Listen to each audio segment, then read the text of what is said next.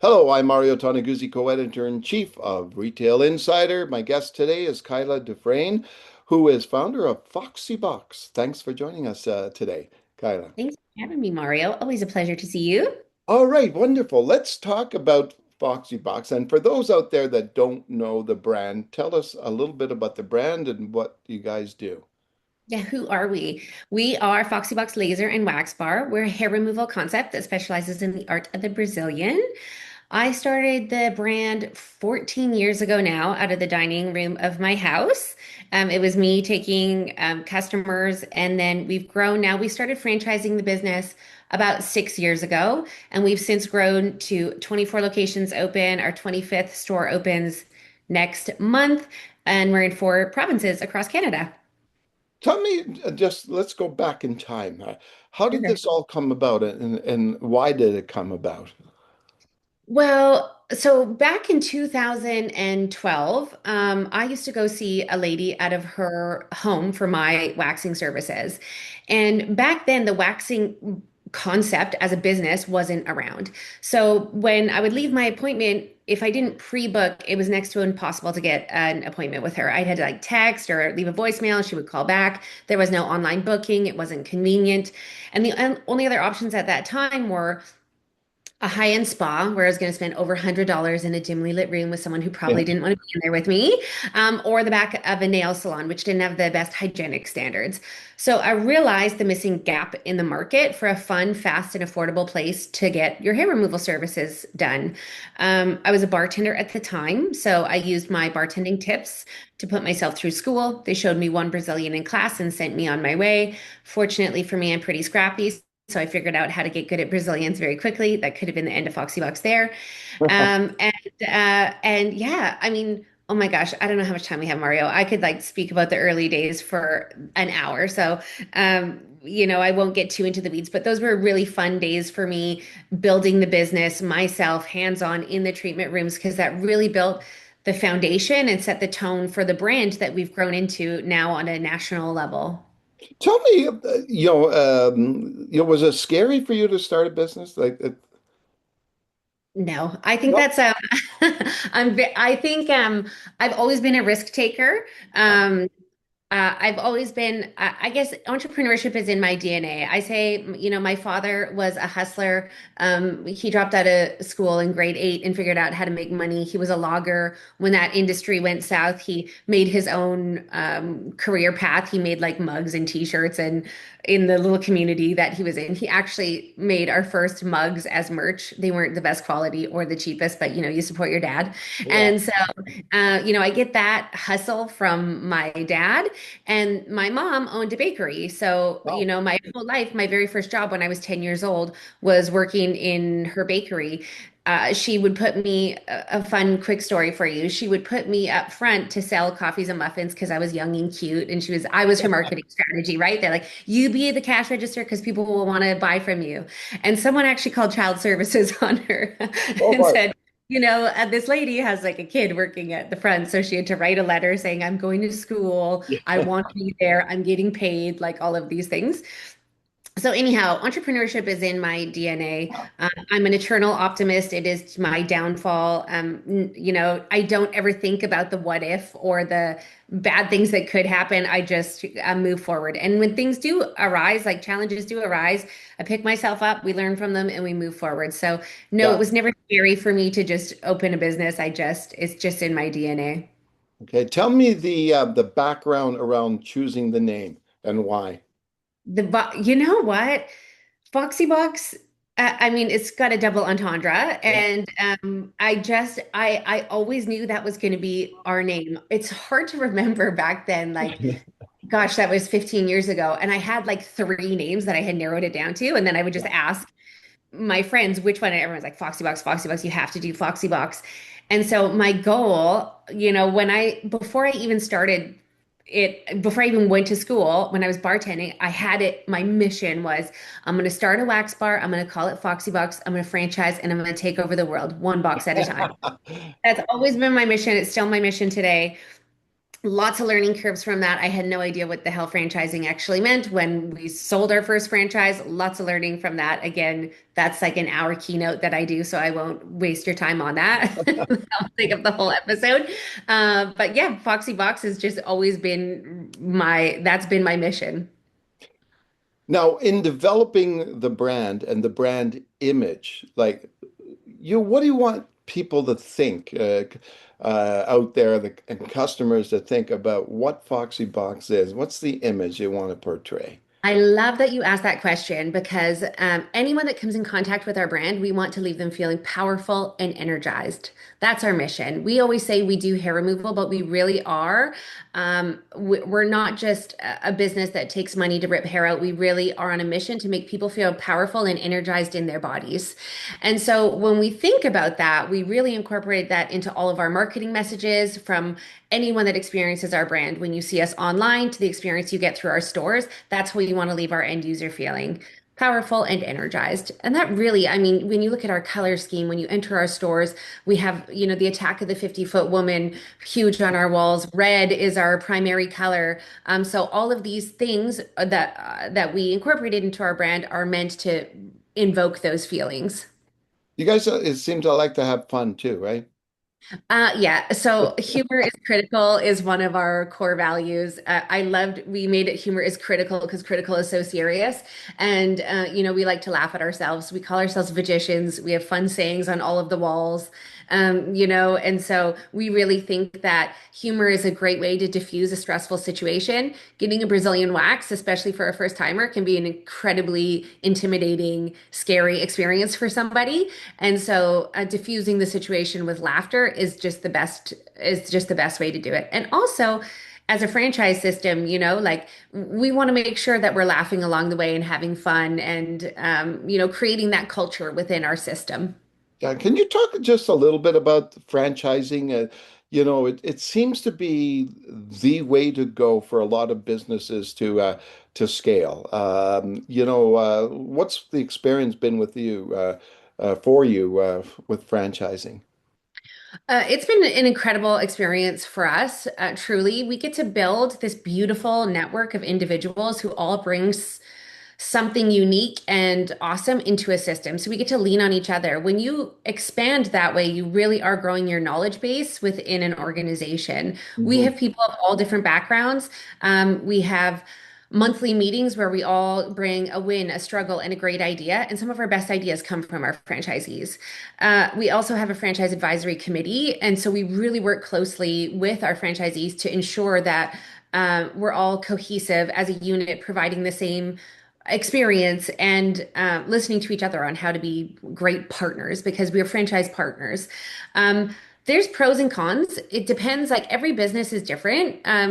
Franchising is not the end all be all. That's when you become a franchisor, you're you have to be obsessed with making other people successful in business. Mm. In my opinion, that's what a franchisor is. It shouldn't just be my opinion. That's what a good franchisor should be, is you need to be obsessed with making other people successful and happy in business. Provide them with support, provide them with systems, provide a structure and a community that can all rise and be successful together. That's what a good franchise system looks like. Many franchise systems don't operate like that. Many more franchisors think this is just a way to scale. And so, I'm just going to open them everywhere, but Yeah. they forget the support piece or that I truly believe that it is incredibly hard to scale quickly and intentionally at the same time.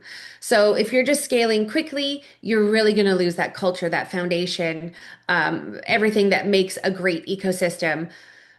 If you can scale intentionally, you can build something super beautiful, and then you can be there for the long term, which is what we've been doing. We certainly say no to people who want to join the system. We're incredibly intentional with who we partner with because one bad franchisee can take down the whole system.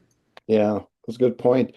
What Mhm. about when you're franchising? What are you looking for? Beyond the franchise owner, but what are you looking for in terms of location, both geographically and within a city?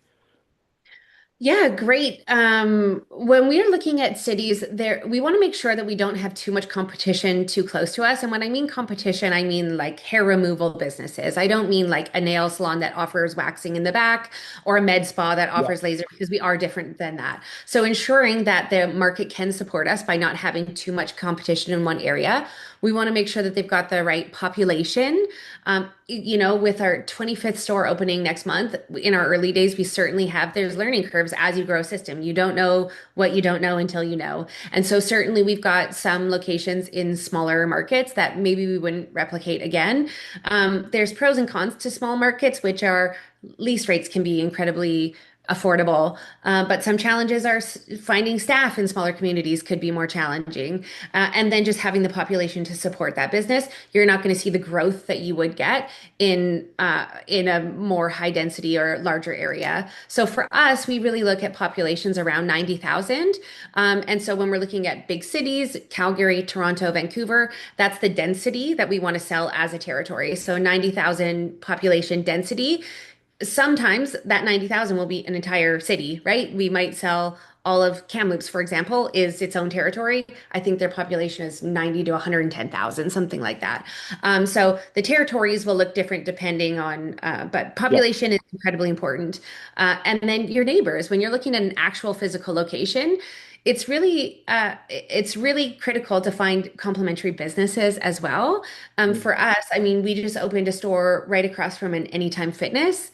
Boy, that was the best decision for us. All of those people that are into health and wellness Yeah. and their image, I mean, you get to cross promote with them. Being close to them in proximity as a business is important, but also that's on our franchisees to build those connections, even if they're not just neighbors to you, to get out and build those connections with those other businesses. So finding gyms that and doing pop-ups in their store and handing out coupons to their customers, doing those cross promotions is really important to being successful in your community.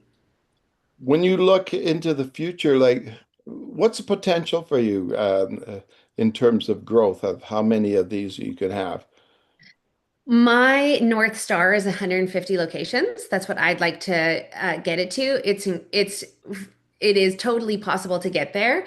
We will have to open up other markets though, for sure, to hit 150. Looking into the US market, we might have to. I've put together an incredible board of advisors that all are US based beauty franchise systems with thousands of locations under their belt.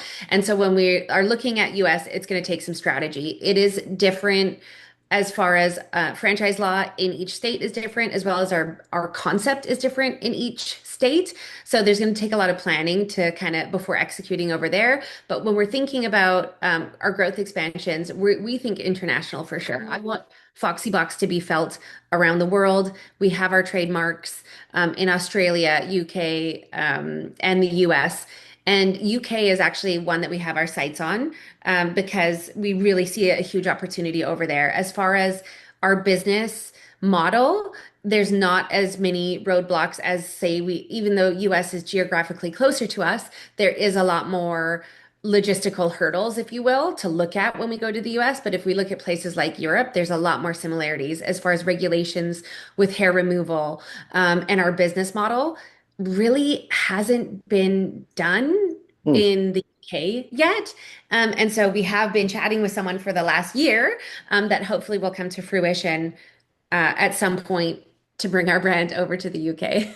Okay. Now, when you look back, over those years, and you hit the rewind button and think back to that time, like today, like, are you like, what goes through your head thinking back of, hey, I just started this little thing and look at it now. Oh my gosh, what goes through my head? You don't want to know what goes through my head, Mario. Lay there like at night, I laugh at all the memes that are like, be a small business owner. And then at 2 a.m., there's like a list of ideas and things going through your head. That's Yeah. just my so I think we're in a really cool time right now because, like I said, I put together a board of advisors it's cool to look back. I always, you know what? I say this to everyone who's growing a business and then I forget to do it myself often, which is like reflect back like pat yourself on the back and look back because we're always just so focused on what's next and moving forward. So it is important to celebrate where you've gotten to. We're at a fun stage in the brand right now. Hmm. That, when we speak next year, Mario, we're going to be in like a totally different place that we're in an intentional building phase with our board of advisors of looking at our infrastructure to go, great. We got to 25 locations, just us. Like we just did this organically. We don't have private equity backing, and we don't have partners. Organically, we've grown to this size.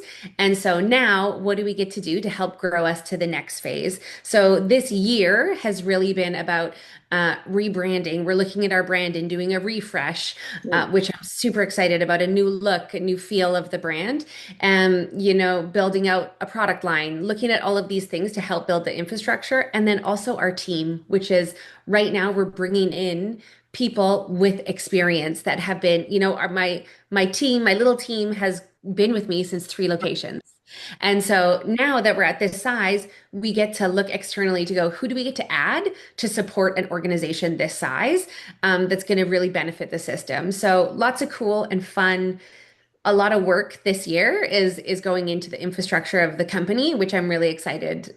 I'm excited for the future. So I'm excited to see where we're going to be at when we speak next, Mario. Okay. Um, when you're looking through over the years, and you obviously as an entrepreneur you learn a lot of stuff. But what would be your advice to people who are looking to be an entrepreneur or want to venture into it? Just do it. Just like Nike says, Yeah, just do it. just do. I think my advice would be surround yourself with great mentors. A few, I have lots of pieces of advice, but for sure, one of them is just do it. There's never going to be a perfect time. There's never going to be oh, I'll wait till everything is perfect. Most entrepreneurs that I meet, what is the saying? We shoot first, aim later. Just get going and then you figure stuff out. And you're going to fall, but as long as you can fail forward and be Yeah. what's the word I'm looking for? Be accountable and ensure that you're saying, yeah, like I messed up. Like it's okay, but making sure that you acknowledge your mess ups and then learn from it and move forward. But just start because there's never going to be a perfect time and you're never going to have everything figured out perfectly. Start and always continue to evolve your processes. But the other big thing is find yourself mentors. When I had two locations, I found my friends that had 20 locations that would hop on a call with me. And now that I have 25 locations, I have mentors that have over 100 locations. So Wow. find yourself places or people that are where you want to be, and we will all, as entrepreneurs, we will all jump in and pick up the phone and help support each other. So that would be my piece of advice. Now, when you look back as well, were there any times that you just thought, "No, I can't do this. I'm I'm just done. kidding. I'm done." At least once a month, Mario. I think, I heard someone say, things don't get easier. We just get better at tackling them. Yeah. And so, I think there's a misconception of businesses just have like this breakthrough of like, we made it. That's not the case. I mean, the bigger you grow, the bigger problems come with them, but we just get better at tackling them. I was on the stage at the CFA's conference 2 months ago with two CEOs of one of them had 150 locations, the other one had 220 locations. And I don't know if we can swear on your podcast, but our keynote was F up stories. And so Yeah. we got on stage and shared our failures. And what I learned is that it doesn't matter if you have two locations, 25 locations, 150 or 220. Missteps always happen. Things always come up. It doesn't matter the size of the organization. And so, just getting better at going, okay, how can I tackle this and putting your problem solving pants on rather than letting that beat you down is what's going to get you to keep moving forward. Okay. Well, last question I have for you. If you weren't doing this, what do you think you would have ended up doing? You know what? Mario, I always joke that I would be a crime scene investigator, but I don't think that I would be very good at it. But I would probably be in some sort of nursing career. My dad always told me to be a nurse. He wanted something stable for his youngest daughter, but instead of following his advice, I followed his footsteps and I dropped out of high school in grade 10. And so I always thought like being an ultrasound tech or being a nurse in the maternity ward would be super cool. I just don't have the scholarly background to put myself through school, which is why I'm an entrepreneur, that I just have to create my own path. Okay, wonderful. Well, thanks so much, Kyla, for joining us today. Thank you for having me, Mario. Okay, that was Kyla Dufresne, who is founder of Foxy Box. I'm Mario Toneguzzi, co-editor in chief of Retail Insider. Thanks for joining us today.